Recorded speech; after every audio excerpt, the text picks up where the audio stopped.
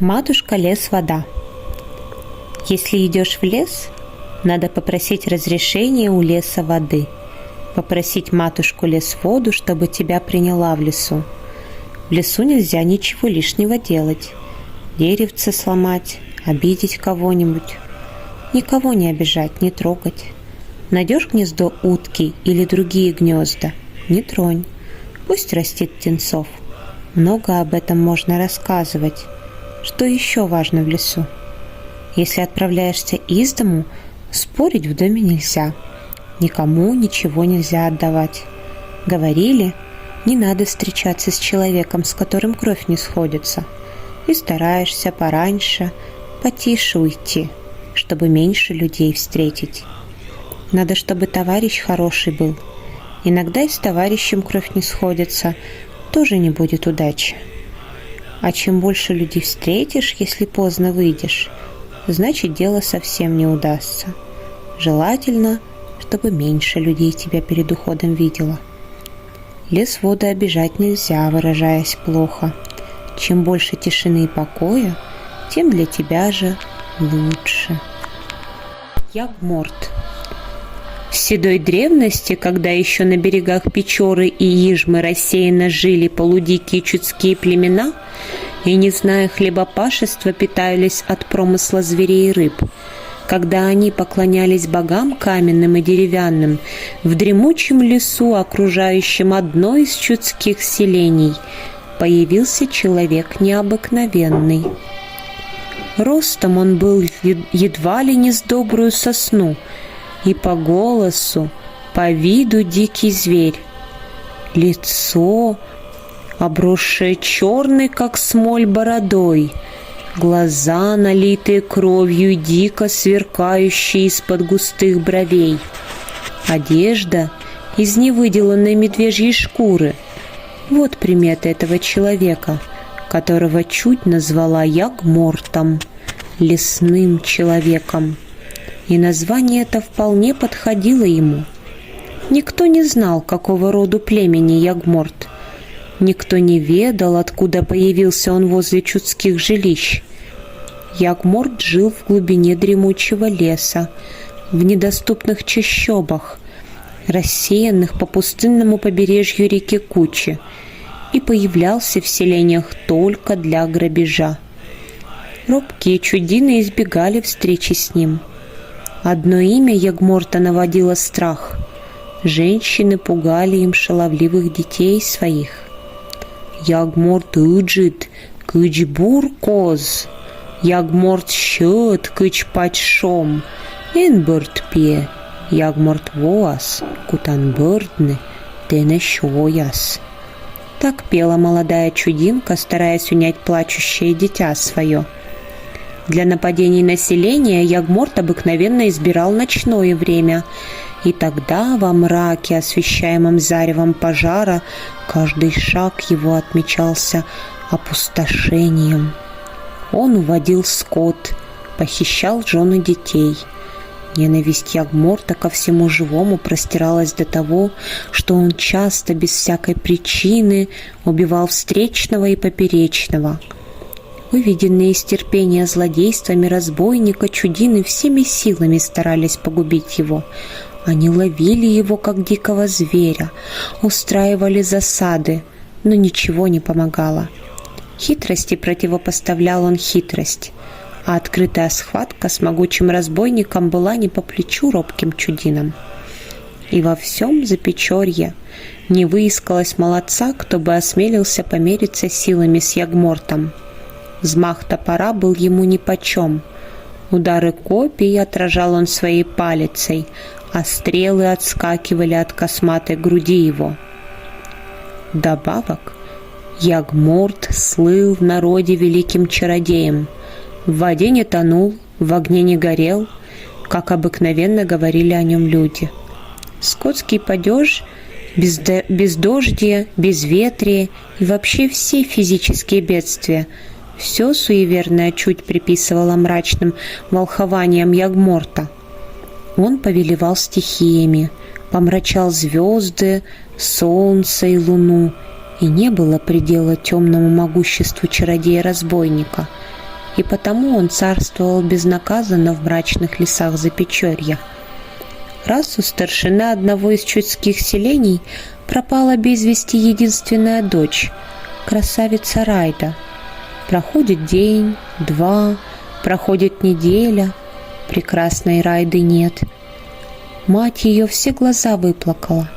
Отец и жених исходили все окрестные селения и села, но не нашли нигде Райды.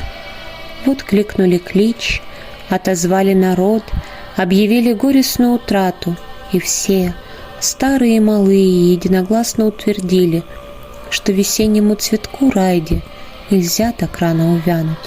Если она исчезла, это непременно сделано Ягмортом. Он завидовал цветущей красе Райды, он и похитил ее, и уволок в звериную берлогу. Но горе нам, промолвили старики, нет суда на Ягморта, мы ничего не можем сделать против могучего чародея.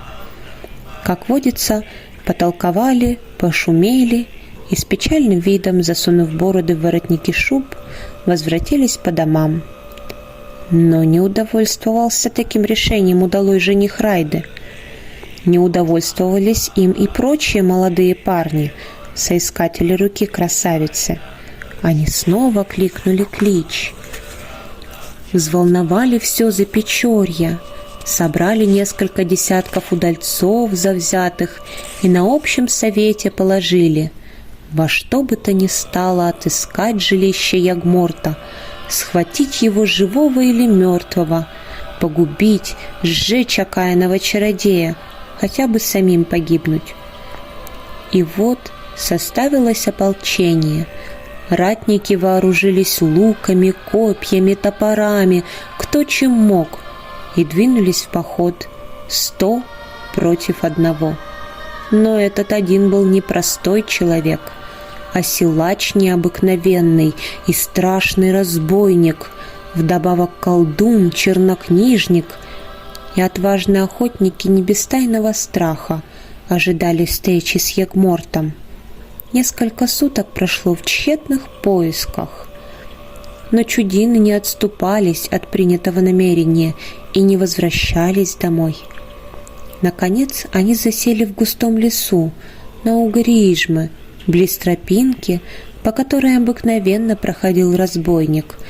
Неизвестно, долго ли парни таились в засаде, но вот однажды видят, Ягморт переходит вброд Ижму, прямо напротив того места, где они притаились, и, казалось, идет прямо на них.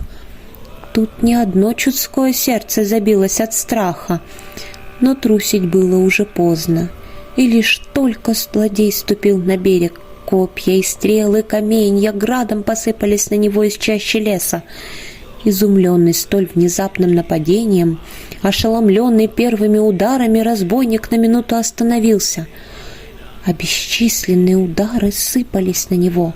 Тогда заревел он, как дикий зверь, взмахнул тяжелой палицей и понесся в середину нападавших. Чудины окружили его со всех сторон, и началась страшная битва.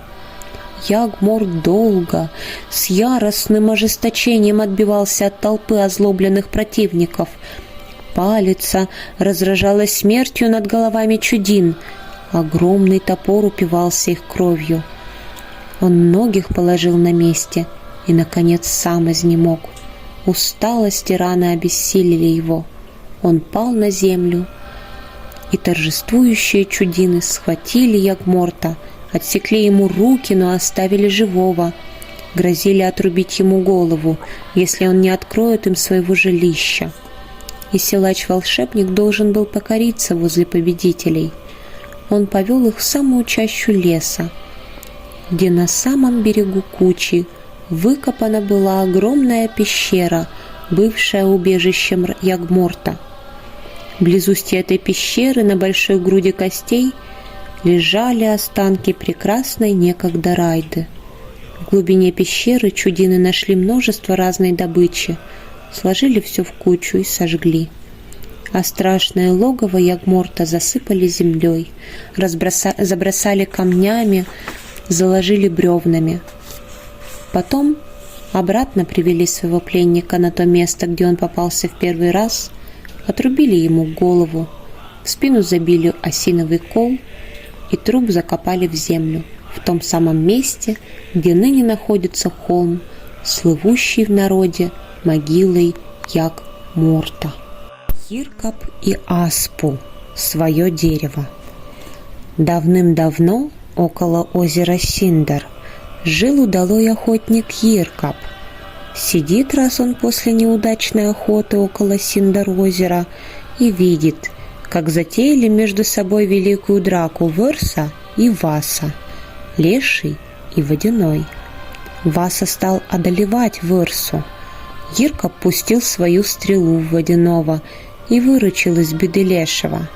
В благодарность за это Вырса сказал Йиркапу: «Найди в лесу дерево, которое принесет тебе охотничью удачу и богатство».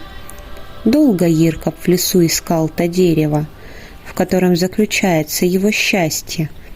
Наконец случайно наткнулся на него. После удара топором потекла из дерева кровь, и дерево заговорило: «Я твое дерево-дух, что хочешь, то и делай из меня». Йиркап сделал из него волшебные лыжи. С тех пор он стал самым богатым охотником. Волшебные лыжи мчали Йиркапа быстрее и легче ветра.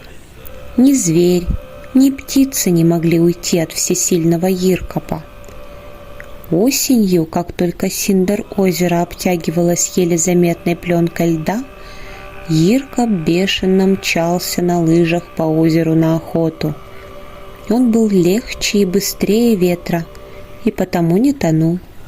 Соседи его в это время должны были сидеть дома и ждать, пока лед на озере не окрепнет.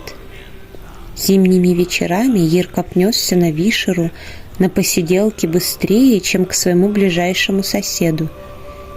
Йиркапу стали завидовать соседи-охотники. Они считали, что Йиркап лишил их добычи, и решили его погубить. Пользуясь беспечностью Йиркапа, однажды они взяли его потные портянки, ополоснули их в воде и этой поганой водой опоили Йиркапа, чтобы он отяжелел. Стояла осень. С севера дул злой ветер. Синдар-озеро затянулось пеленой льда. Йиркап, ничего не подозревая, помчался на своих лыжах по озеру Синдар и утонул.